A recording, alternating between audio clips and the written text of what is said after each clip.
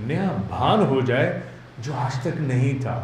पहले फूलों से शुरुआत होती है, फिर वो पशु पक्षियों पर, धीरे धीरे जब मनुष्यों पर आती है तो आश्चर्यचकित हो जाते हैं। बल्कि अब मशीनें बन गई हैं, सिंगापुर इत्यादि में बहुत बड़े बड़े ऑरा रीडिंग की कुछ मशीनें लगाई गई हैं जिनका आधार कंप्यूटेशन है, क्योंकि कंप्यूटर्स के भीतर जो कंप्यूटेशन की विधा है वो बड़ी विकसित विधा हो जा रही है। उस विधा के अनुरूप the machines they try to decipher a new aspect of the knowledge, और उसकी पुष्टि फिर ऑरा रीडर के द्वारा कराई जाती है। कंप्यूटर किसी व्यक्ति का ऑरा ऐसा देख रहा है। ऑरा के द्वारा मनुष्य में उपजने वाले या संभावित रोगों की उत्पत्ति को भी जानने की एक विधा शुरू हो गई है कि कोई संभावित रोग क्या ऐसा है, ऑरा में दिख जाएगा।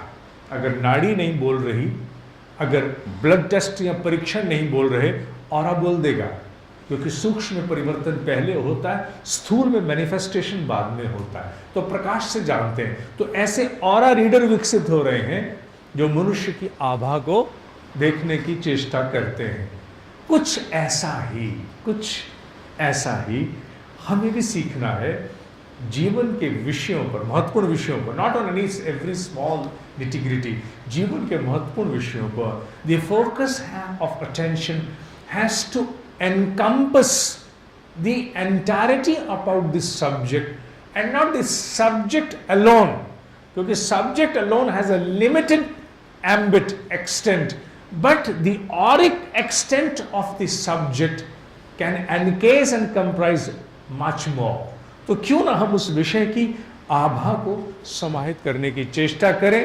यह अनुभव मनुष्य को पहली बार आता है, और धीरे धीरे अगर आपने 2, 4, 10 बार कर लिया तो आप भी उस जर्मन की भांति किसी दिन वो अंग्रेजी वाली गाली निकाल बैठेंगे कि ऐसा होता है क्या, ऐसा होता है। And you start getting many aspects.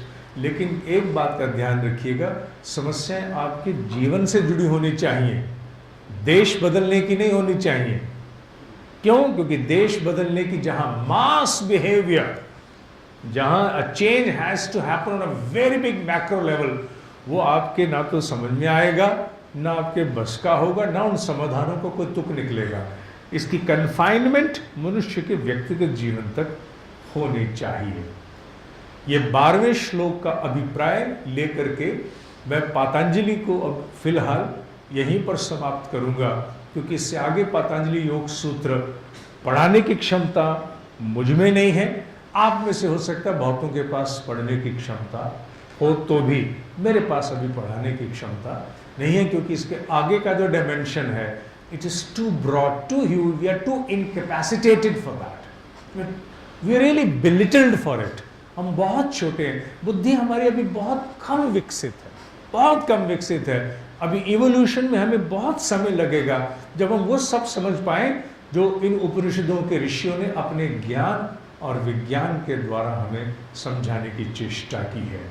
Focus series का जो अंतिम लेक्चर था मैं दोहराते हुए करूंगा, मनुष्य को स्थिरता और शांति लाना आवश्यक है। बिना स्थिरता और शांति के एकाग्रता की अवस्था विकसित नहीं हो सकती। स्थिरता और शांति के लिए आहार, विहार और विचार में एक परिवर्तन लाना पड़ता है। आहार, विहार और विचार के परिवर्तन से ही मनुष्य में स्थिरता और शांति आती है। इसके अतिरिक्त और कोई रास्ता नहीं है।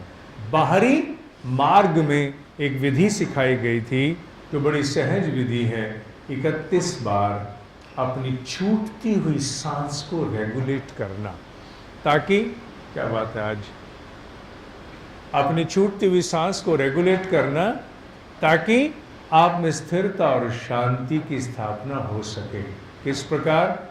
अपने हाथ को अपने ऊपर वाले होंठ पर इस प्रकार उल्टा टिकाना और 31 बार ये अनुभव करना कि नाक से छूटती हुई श्वास का फॉल आपकी उंगलियों को स्पर्श नहीं कर रहा है। It should not be able to touch. You should not be able to feel the sensation of the outflowing breath. जैसे जैसे ये अनुभव होना शुरू होगा, अपने आप श्वास की गति धीमी होनी शुरू होगी। आरंभ में कठिनाई होती है, क्योंकि आरंभ में आवाज आ रही, पीछे आवाज आ रही, नहीं आ रही। आरंभ में कठिनाई होती, क्या हो रहा है ये? आरंभ में कठिनाई होती है, और कठिनाई इस कारण होती है क्योंकि अगर श्वास को धीमे छोड़ो तो भरने की हड़बड़ी मचती है।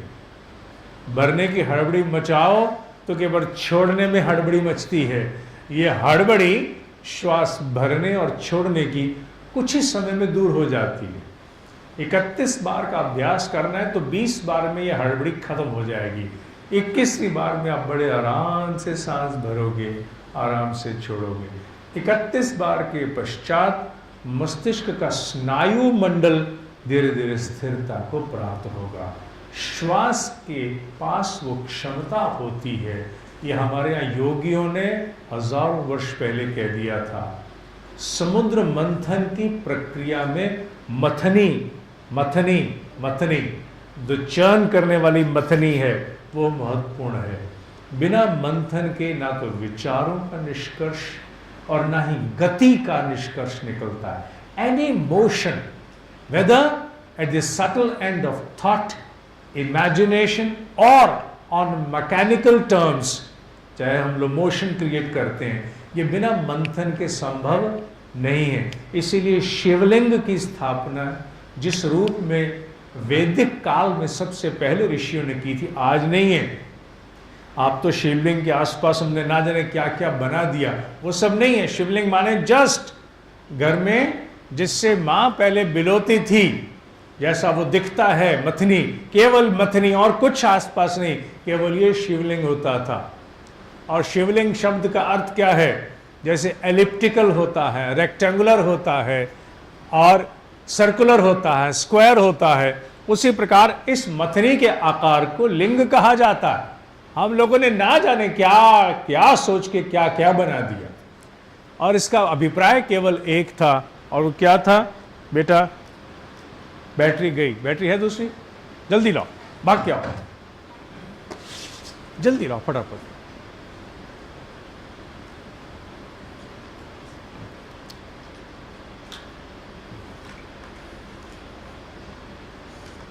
तो तुमने चेंज किए बिना लगा दिया आज।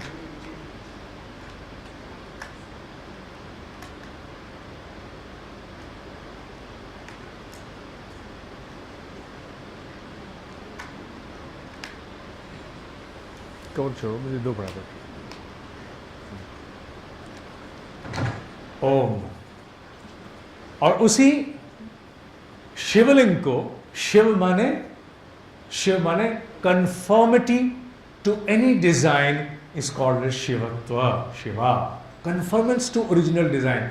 Conformance to the original design of the cosmic creator is Shiva. उस सृष्टा के नियमन के अनुरूप, संविधान के अनुरूप संरचना को ही शिव कहते हैं। रिजेक्टेड पीस अशिव होता है और क्वालिफाइड पीस शिव होता है। तो शिव लिंग अर्थात उसने जिस आधार पर इस पूरी सृष्टि की रचना की है, वो आधार है मोशन, वो आधार है गति, सक्रियता के आधार पर इन ब्रह्मांडों की रचना है। अणु को सक्रियता दी तभी तो अणु चलायमान हुआ। अणुओं को सक्रियता ना देता तो पदार्थ की रचना नहीं थी। अणुओं को प्रेरित करने वाली तरंग, the vibration, the source to the atomic constitution, वो तरंग भी तो चलायमान है। उस तरंग को चलायमान करने वाले जो शब्द हैं, द वर्ड इज ब्रह्म, शब्द ब्रह्म है, ओम ही ब्रह्म है, वो स्वयं चलायमान है, वो अनहत है। अनहत माने जिसको आहत करने की आवश्यकता नहीं, गुंजायमान है, इन मोशन है फॉर एटर्निटी, इसलिए उसको अनहत कहा गया। ओम को नाद कहा, अनंत कहा, क्योंकि एटर्निटी है। ऐसा मोशन जो छेड़ दिया, उस मोशन का एक बहुत सुंदर प्रतीक लिंग रूप में मथनी को लिया गया। उस लिंग की स्थापना करके हमने कहा यह शिवलिंग। पहली प्रतिमा जो हमने गढ़ी हमारे वैज्ञानिकों ने जो पहली प्रतिमा घड़ी थी, जिसके आसपास हमारे विज्ञान की संरचना हुई, वो शिव लिंग था। कि this shows that the atomic for the formation of the entire cosmic entity is based upon motion. बिना मोशन के निष्कर्ष नहीं निकलेगा। Brain charming, brain storming, anything, any activity of this world, इस पूरी सृष्टि की कोई भी एक्टिविटी, एंगेजमेंट, डिसएंगेजमेंट, चाहे वो कोई भी आप ले लीजिए, heat, electricity, magnetism, radio activity, everything is depending upon motion, motion, motion. इस पूरी पृथ्वी को आराम करने का मौका कहाँ दिया? उसे ऐसा मोशन दिया, तू सूर्य के आसपास भी भाग और खड़ी खड़ी भी भागती रहे। माने मथनी बन के घूमती रहे, घूमती रहे, घूमती रहे, और घूमती नहीं रहे, मथनी बन करके आसपास भी घूमती रहे। तो motion, in all respects it is motion. उस शिव के मोशन को हमने वहां स्थापित किया। इसी को हमें अपने ध्यान में भी लाना है। उस शिवत्व को ध्यान में लाना है जिसमें विषयों के, हम विषय के ऊपर केवल नहीं पृथ्वी की तरह से रोटेट करें, we also revolve around this subject. सीखना होगा आकाश गंगाओं से ध्यान कैसे करते हैं। पृथ्वी सौर मंडल का साथ नहीं छोड़ती, अपनी आंखों के सामने से अर्जुन की आंख की तरफ सूर्य को पकड़े रखती है, क्योंकि सूर्य, मैं तुझसे बिसर गई तो मैं खंड खंड में विभाजित हो जाऊंगी। इसलिए अर्जुन की आंख की तरफ सूर्य धारण कर लिया उसने। उसका पिता है सूर्य, गायत्री का इष्ट है सूर्य, उसने उसको धारण कर लिया एक बार, और धारण करने के उपरांत उसने कहा, अब मैं तेरे ही आसपास, तेरे ही प्रकाश में ओत प्रोत भी होती रहूंगी, और इसी में मैं मंडराती भी रहूंगी, घूमती रहूंगी, मंडराती रहूंगी, घूमती रहूंगी, मंडराती रहूंगी। यही कुछ उपनिषदिक धारणा के अंतर्गत हमें भी विकसित करना है towards the subjects of our life, because the cosmic constitution, once we follow it, things start unravelling before us, things start unleashing their magnitude before us. एक बार सिद्धांत समझ में आ जाता है तो फिर हम उसी अनुरूप चलते हैं। अच्छा, हमें भी विषयों के प्रति इसी प्रकार से दृष्टि रखते हुए भी इनके आसपास की समूची परिधि को समाहित करना है, तभी बहुत कुछ भीतर आए।